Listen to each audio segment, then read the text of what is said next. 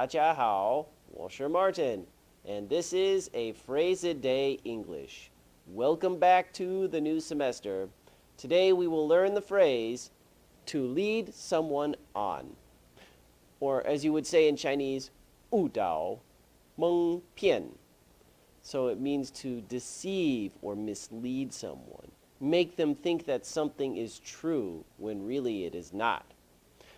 We often use this phrase when we talk about romantic relationships. Sometimes you pretend to like someone to get what you really want, okay? But it doesn't have to be just about romantic relationships. It could be about other things as well. And I can give you 2 example sentences to show you how this phrase is used. Example number 1. All that time, she had been leading him on, but she was only interested in his money. Example 2. I told them that I knew where the buried treasure was, but I was just leading them on. So the first example is an example of a romantic relationship. Leading someone on to get something that you really want.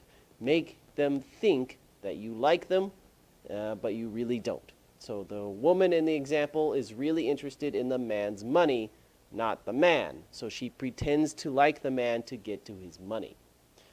In the second example, I was just tricking someone, making them think that I knew where treasure was, when really I did not. Maybe because I thought it was funny or something like that.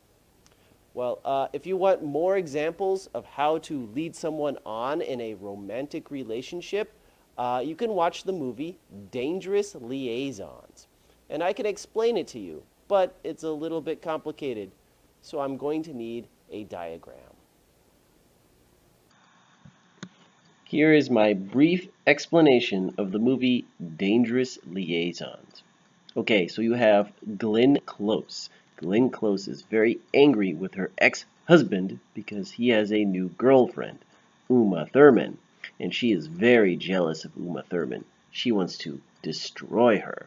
So she asks her nefarious friend, John Malkovich, to seduce her. Well, he refuses, actually, because he wants to seduce someone else. He wants to seduce Michelle Pfeiffer. Because, who doesn't want to seduce Michelle Pfeiffer? Well, Michelle Pfeiffer is not so easily seduced, so John Malkovich, asks his friend, Peter Capaldi, to seduce Michelle Pfeiffer's maid so he can get information. So Peter Capaldi starts leading her on so that he can get access to Michelle Pfeiffer's private letters. From this, John Malkovich learns that Uma Thurman's mother said something very bad about him. So, as revenge, John Malkovich decides to seduce Uma Thurman after all, and he starts leading her on. Now, meanwhile, Uma Thurman, who I remind you is engaged to Glenn Close's ex-husband, falls in love with her piano teacher, Keanu Reeves, and they start a kind of relationship. Well, that makes Glenn Close even angrier, so she decides to seduce Keanu Reeves. And she starts leading him on. Now, there's some sort of weird kind of relationship between Glenn Close and John Malkovich. It's a little bit difficult to understand. I'm not really sure if Glenn Close likes John Malkovich or not. But anyway, they start to hate each other. So Glenn Close tells Keanu Reeves that John Malkovich is having fun with Uma Thurman. So Keanu Reeves now hates John Malkovich, and they fight a duel. And Keanu Reeves, of course, wins, and John Malkovich dies. And at the end of all of this, Michelle Pfeiffer is so fed up with everything that she decides to join a convent and become a nun. Wow. Don't mess with Glenn Close. Well, that's all for today. Thank you for watching.